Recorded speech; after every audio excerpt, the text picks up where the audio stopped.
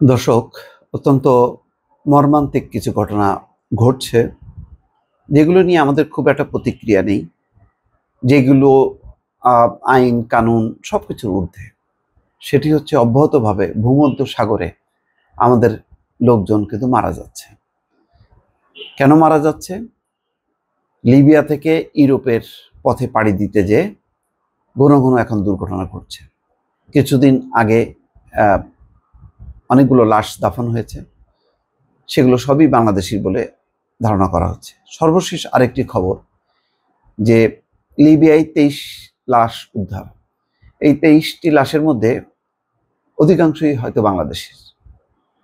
আফ্রিকার কোনো কোনো দেশের নাগরিকরা আছে, কিন্তু বাংলাদেশিরাই বেশি। লিবিয়াতে দেখবেন যে প্রচুর বাংলাদেশি লিবিয়ায় কাজের উদ্দেশ্যে যায়নি। লিবিয়ায় যারা গেছে তারা লিবিয়া থেকে ইউরোপে পাড়ি দেওয়ার জন্য,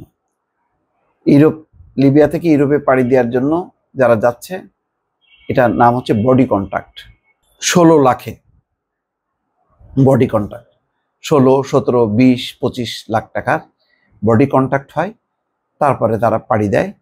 এই পাড়ি দিতে যে কেউ কেউ পারেন, আবার কেউ কেউ পারেন না। আবার পাড়ি দেওয়ার আগেই দালাল চক্রের খপ্পরে পড়ে জীবন হারায়।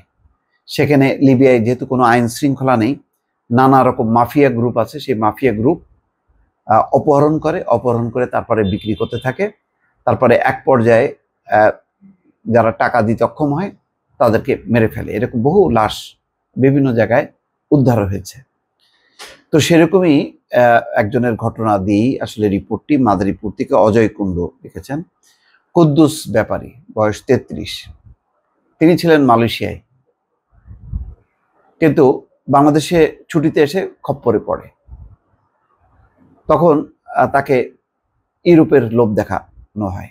যারা আসলে মধ্যপ্রাচ্য এবং এশিয়ার বিভিন্ন জায়গায় কাজ করেন, তাদের কাছে ইউরোপ অনেক আকর্ষণীয়। তারা মনে করেন যে এখানে বসে যে পরিশ্রম করছি, যে উপার্জন করছি, যদি আমি ইউরোপে যেতে পারি তাহলে আমার ভাগ্য খুলে যাবে, সে দেশের আমি নাগরিকত্ব পাবো, আমার সম্ভাবনা একেবারে আরো বাড়বে। তো সেই আশায় তারা পাড়ি দেন, কখনো সেই দেশ থেকে পাড়ি দেন, কখনো বাংলাদেশে ফিরে আসেন এবং দালালের খপ্পরে পড়ে। তারপরে সেই কুদ্দুস ব্যাপারী 16 লাখ টাকায় বডি কন্ট্রাক্ট হয়। এবং ইউরোপে যাওয়ার ক্ষেত্রে আপনারা জানেন যে সেই ভূমধ্য সাগর পাড়ি দেয় ছোট ছোট নৌকায়। সেই নৌকায় ধারণ ক্ষমতার অতিরিক্ত যাত্রী তোলা হয়। দালালরা লোভের আশায় অনেক বেশি ভরে ফেলে সেই নৌকার উপরে। তারপর ঝুঁকিপূর্ণভাবে যাত্রা হয়। সেই ঝুঁকি নিতে যে অনেকেই প্রাণ হারান। তো এখন ওই 16 লাখ টাকা যেই কন্ট্রাক্ট হয়, সেই কন্ট্রাক্টটার মধ্যে বিমান ভাড়া, থাকা, খাওয়ার খরচ সবকিছু মিলায় এরকম একটি কন্ট্রাক্ট হয়।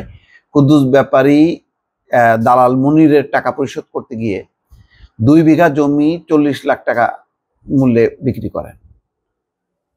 তারপরে এখন ধারণা করা হচ্ছে যে ভূমধ্যসাগরের নৌকা ডুবিতে সে নাই হয়ে গেছে এবং তার কোনো খোঁজ পাওয়া যাচ্ছে না। পরিবারের ধারণা অনেকের সঙ্গে কুদ্দুসও মারা গেছে। কুদ্দুস ইতালি যাচ্ছে শুনে তার ভগ্নিপতি সুজন হাওলাদার বডি কন্ট্রাক্টে দালাল মুনিরের 16 লাখ টাকা দেন। তিনি এই দুর্ঘটনায় মারা গেছে। অর্থাৎ এই সুজন হাওলাদার যে মুনিরকে টাকা দেন, সেই মুনিরও দুর্ঘটনায় মারা গেছে। তো এই হচ্ছে ব্যাপার। আমরা কতজন যে ভূমধ্য সাগরে প্রতি বছরে কতজন মারা যাচ্ছে তার কোনো হিসাব রাখছি না। বাংলাদেশ থেকে এই এয়ারপোর্টে ইমিগ্রেশনকে ম্যানেজ করে অহরহ যাচ্ছে লিবিয়ায়। আমরা তাদেরকে প্রতিরোধ করছি না। তাদের এই ঝুঁকিপূর্ণ যাত্রাটাকে নিয়ন্ত্রণ করার জন্য কোনো চেষ্টা করছি না।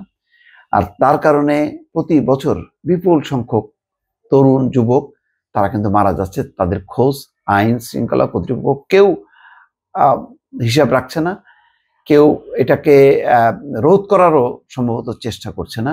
এভাবেই কিন্তু বহু ঘর খালি হচ্ছে, বিশেষ করে মাদারীপুর, শরীয়তপুর ওই অঞ্চল দিয়ে প্রচুর মানুষ কিন্তু এইভাবে তারা জীবন হারাচ্ছে এবং এটা অব্যাহতভাবে চলছে।